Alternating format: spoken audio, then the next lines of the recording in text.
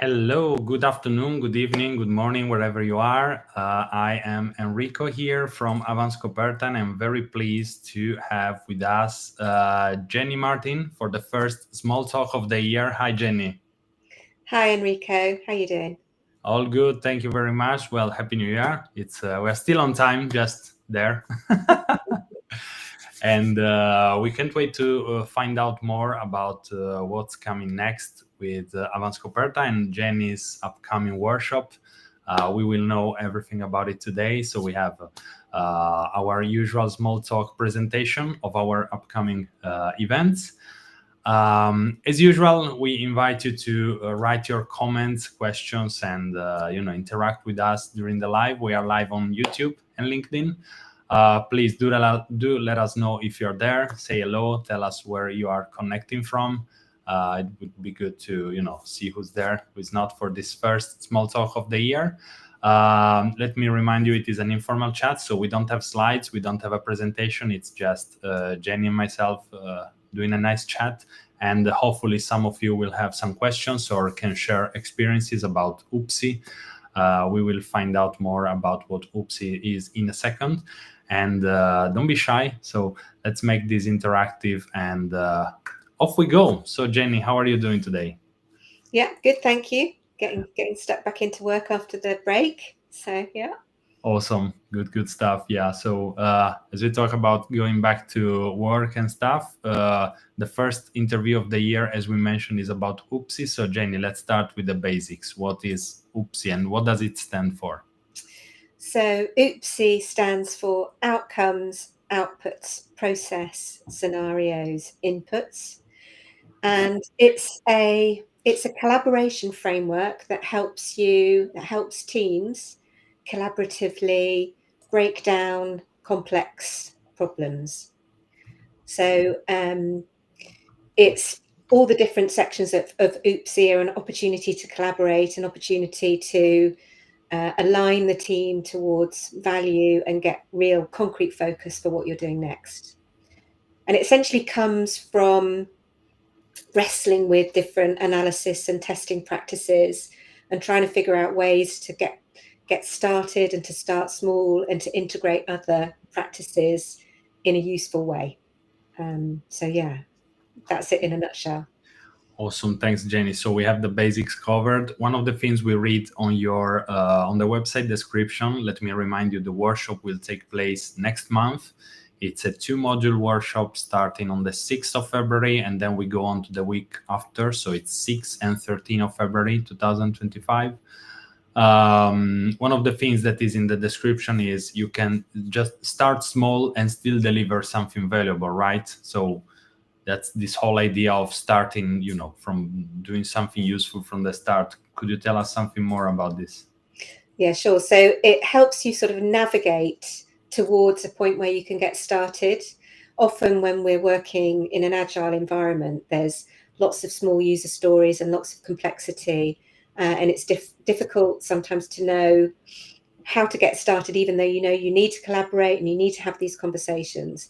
So the way it does that is it guides you through these different steps, which is what spells out OOPSI. And as you go through those steps, each layer is an opportunity to prioritize and inspect and illustrate and achieve a shared understanding. And so you're able to work through those different sections to a point where you have a really concrete example-based test for a specific process, generating some really concrete, specific outputs that are going to help define what you're doing and align the team towards it. So in terms of how it fits in with what you're normally doing, you might have a kick-off OOPSI workshop at the beginning of an initiative, and you might figure out the key outcomes and the key outputs and illustrate those, which will give you a really good understanding of the higher level of scope that you're looking at. And then you're going to examine those outputs and look for the really important ones that you want to generate first as part of your system. And then that leads you into some analysis, looking at the process and hunting for the most important scenarios so that you can get started with your user stories and your different acceptance criteria and tests that you can use to to get started. So yeah, it helps you defer some of that thinking and yet have an opportunity for really good feedback as early as you can. That's great. And one of the things you mentioned is about the whole team, right? Not only the developers or, a specific profession, because what we find sometimes is that something is only targeted at some parts of the business or of the IT department or what's not. Whereas what we see with OOPSI as well as with other things like event storming, for example, is that it's aimed at the whole team somehow. But could we be a bit more specific and say, so for example, who would be the best person to use OOPSI and to attend the workshop? Yeah, so it does change a little bit as you go through. So it's useful to involve all kind of key stakeholders and key people involved in an initiative at the beginning, particularly for the outcomes and the outputs part, where you probably want to involve the customer or somebody as close to the customer as you can, similar to event storming, right? So the domain, you're understanding the domain, you're understanding the ubiquitous language, and you're figuring it all out together. So for that part of the process, you would typically have somebody representing domain knowledge, somebody representing development or design knowledge, somebody representing testing knowledge or expertise, all different representations. As you move through OOPSI and you're moving into the sort of scenarios and inputs part of it, that's looking more like the three amigos, where you'd have, a developer and a tester and a product owner or business analyst figuring that stuff together. So OOPSI sort of represents different levels of detail. As you get closer towards the end of OOPSI, you're looking at more low-level details, if that makes sense. Absolutely, yes. So thanks for specifying that, of course. So it's all a matter of course, we have these 5 stages. So at each stage, we might have different people involved. So Jenny, one of the things we always ask and want to find out more about is, well, all of this is all very nice, but we always want to know, where did it start? So where does the original idea came from and how did it generate with you? Yeah, so I guess 8 or 9 years ago, I was working in a small team and we were using practices like specification by example from Goiko Adzik, which is an acceptance test driven development type of practice, which really brings forward concrete examples into the discussion on the development team to help you avoid mistakes, avoid rework. We were using that with really, really great results. And I was also interested in the work of Chris Matz, who was looking at feature injection and practices which are based on starting with outcomes and using outcomes and behavior to drive your approach to look at software development. And then I was also looking at some work by Kent MacDonald and work on agile analysis and sort of how you actually get into those rhythms of agile analysis. And so it wasn't just me looking at this on my own. There's other patterns of agile behavior. So other patterns of agile behavior in teams and other experts that were looking for a bit more structure around process in particular to help collaborate. So Jeff Patton's story mapping was also happening at the time when I was first discovering this and talking about it to my kind of colleague, Pete Buckney. And it sort of just developed. I started writing outputs, outcomes, outputs, process inputs, and I thought there's a bit in the middle there that brings in together things like cucumber and scenario stuff, and realized it said OOPSI. And of course that's a bit tongue-in-cheek, but it's kind of stuck since it's really then. nice indeed. And so that's right. where it's come from. So we're talking about roughly say 10-15 years ago. But well, all of those things when we were starting using it, and it sort of formulated into OOPSI, I guess, in about 2015. So gosh, yes, that is 10 years ago. Wow, that happened. crazy. Yeah, that's also, well, a little funny story. When we first met with Jen, it was back at the Skills Matter conferences. It was indeed 10 years ago, and thinking about it now, it's crazy, but yeah, it was 10 years ago.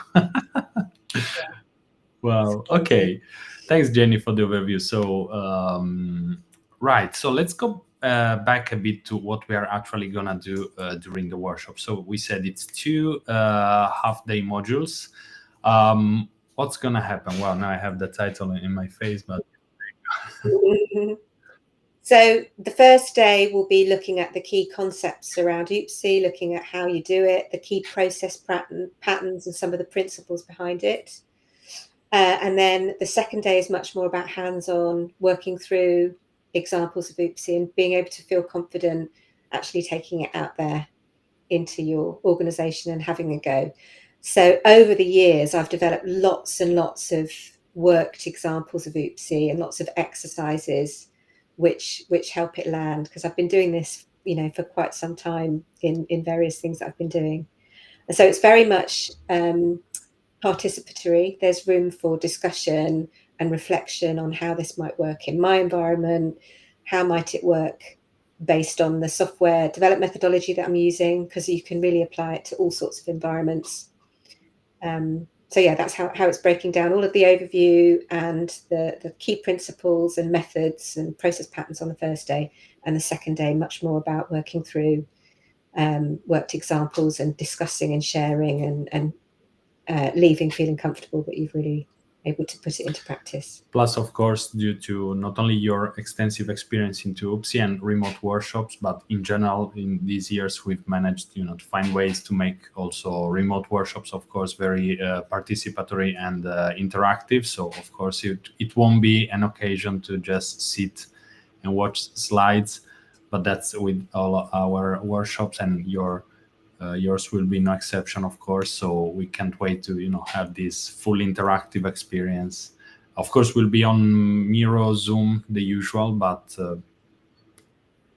Yeah, I mean, it's incredible what you can do with Miro and how you can design remote training to be engaging and impactful. And the post-it notes don't fall off the wall. So there's a benefit there it too. might be crazy to say this, but it's the first time I hear this in 5 years of full remote, and it makes perfect sense. So awesome. Thanks, Jenny. Now, I also know you are in the process of formalizing this wealth of knowledge in a book. I know it's not a secret anymore. So, would you like to tell us a bit more about it? Yes. So as you probably know, the last few years I've been involved in lots of different things, as well as doing product and agile development stuff. I also work with teams on other things. And so for that reason, I haven't written about OOPSI for a little while. And then all of a sudden, I say all of a sudden, it just keeps coming back to me. So I keep hearing that somebody went to an interview and were asked what practices they use, and they've answered, I use OOPSI. Or I find out that a big consulting company in the UK has done comparisons with example mapping in OOPSI and chosen OOPSI. Or I find out that, organization as far as the States somehow found out about OOPSI and they're using it to underpin their development framework and testing framework. And so this has given me a real nudge this year as it keeps coming back to actually write something down beyond the articles and blogs that I've done. And so I've been accumulating content and examples and all of that stuff for quite some time. And now it's just about getting on and doing it. So I'm actually doing it in the open with a colleague who's also writing a book. And we're doing fortnightly sessions and Zoom calls and asking each other questions and sort of capturing all of our thoughts verbally and then going back and refining them. So far I've already done the introduction and the overview and sort of how do I think that's awesome. That the part where say again. Okay, sorry, I think I lost the connection for a second. The interesting part, well, all of it is interesting, but the one really wanted folks to know about was the process of feedback you're having with your colleague, and Yes. writing down what's been verbalized and. Yeah, and I've got in a community with lots of folks with a lot of agile experience and agile coaching and product development experience. So I'm kind of seeing if I can convince them to rally around and give me some feedback. So yeah, watch this space. Absolutely, it will be exciting to see what comes after this. And do you have a release date already in mind, or a deadline you gave to yourself? Yeah, so we gave ourselves 6 months, and we started in December. Okay. So that's June. Yeah, so it feels good. Awesome. Feels good to make. Thanks, Jenny. So we are towards the end of this for today. So if anyone has had any experience with OOPSI, we'd love to know, because we're just curious. And if anyone has any questions on OOPSI or wants to know more as we get closer to the event's date, this is a nice moment to ask. So Jenny, one of the other questions I had for you was, okay, so it's the famous "so what." It comes after years of maybe talking to experts and stuff, and at one point after a nice conversation, you might find yourself asking, okay, so what is actually the problem that we are trying to solve? So I'd like to ask you the same about OOPSI. Yeah, so there's quite a few things actually. There's wanting to get started small, but not knowing how to break things down. That's a big one. One of the challenges with agile delivery is knowing when to do the deep thinking and knowing where that fits in to your iterations, because sometimes it feels like there's no time for that. So it definitely addresses that. The other thing is about rework. So if you're finding that your team are working on stories or working on implementation, and they feel like there's a lot of rework or a lot of errors, or that the documentation doesn't feel quite clear enough, and there's back and forth, OOPSI really helps with that, because the practices of collaborating together around examples and making things really concrete is absolutely embedded in the OOPSI approach. The other thing it deals with as well is it gives you a line of sight from small things that you're working on to the bigger picture, which is really important. So one of the challenges working with small tokens like user stories is that teams can feel a bit kind of lost in terms of how what they're working on contributes to the overall problem that they're trying to solve. And so OOPSI takes you through a process where how what you're working on contributes to the outcome you're trying to achieve. And that's really useful, because teams who are strongly aligned towards outcomes make good decisions. They're more motivated because they're solving problems together rather than just being given a load of work over the fence. So it's solving lots of problems. It's helping you stay aligned to valuable stuff and do work on the things that are most important first, so that you're always working on the most important thing, which helps you optimize your whole process for feedback. You said one or two sentences everyone should, do a tattoo about. Just have them always with them. Yeah, exactly. Don't forget. Never forget. Okay. Right. So the next question, of course, is how to say, a bit cheeky, but I'll ask anyway. So how to get started? One way will be, of course, join us. We try to keep an affordable price for this. It's the first edition, so it's all very iterative. But of course, it might increase in the future. So if you want to be an early adopter of OOPSI, or if you already are and want to know best from the inventor, this is the chance. But generally speaking, how would folks get started on OOPSI? So there's, I guess, the most recent blog that I've done on LinkedIn that you might be able to find. I'm not sure if you can post that one. I think understanding the value of collaboration and the use of examples is important. So just getting together and talking about these things, what are the outcomes? Tell me about the important outcomes. What are the important outputs that drive those outcomes? Which process is used to generate those concrete outputs? What are the most important scenarios? So I guess even if you don't know much about OOPSI, it's a good conversation framework. If you find yourself holding the pen, trying to figure out what the needs are of a customer or how to get started, those questions around understanding all those different things will help you get started and help you collaborate around the important stuff and find the gaps. Awesome.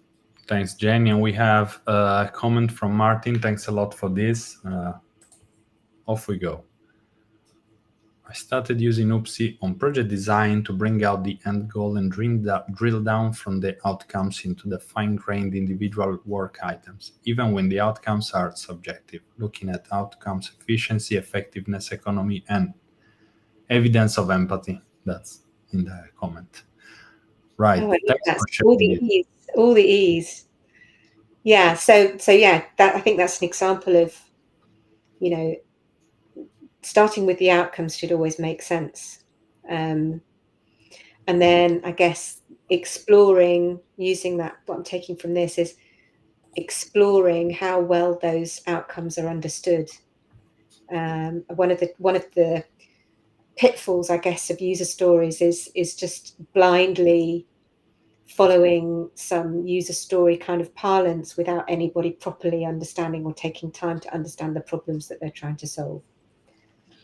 So yeah, that's a really important one. That's a good takeaway for all of us again. Okay, thanks, Jenny. Right, so let's close with what's been the feedback so far. So best and worst, if there is worst and best, response to OOPSI. Yeah, so the really good feedback, I think, comes from folks who say to me, this is exactly what I've needed, this has given clarity and structure what we're trying to do. It's helped us collaborate. Oh, it's so simple. Or wow, you can get started that quickly with an example. This makes so much sense that everyone can see what they're doing. So yeah, that's when I feel like, yes, that was the problem I was trying to solve. I was trying to join those things up. I was trying to make it clearer and make it easier to follow.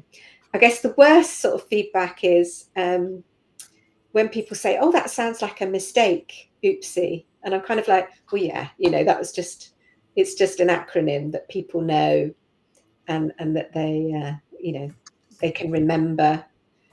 And I'm not sure if this is good or bad, but when I presented this at Skills Matter about 8 years ago, when I was doing one of my first talks, somebody in the audience said, well, if you work the wrong way up through OOPSI and you start with the inputs, it is poo. Wow. Which is true, right? If you do it wrong, it doesn't work. So I don't know if that made me laugh at the time. It's been pointed out since. But yeah, I don't know if that's a good thing or a bad thing. It's a nice story, though. Yeah. One thing you have about OOPSI, I think, is you kind of remember. So it's already, without you wanting to create a name, a marketing name or anything, it kind of stays there. Yeah. And even the fact that it's not so clear what it is makes you wonder, okay, so what was that? So yeah. But we know it's poo as well. Awesome, Jenny. So thanks everyone for being with us. I guess that is it for today. Is there anything else you wanted to add before we close? Just, if you have any questions, reach out. Come join the training. We've already got a nice bunch signed up. So it's going to be a collaborative session. I always enjoy it. So come join us. Indeed. See you there. The link is in the comments here and is in the description. So we look forward to seeing you at the workshop if that's something you like and you think it would be useful. Jenny, thank you very much for being with us. And we'll see you all soon.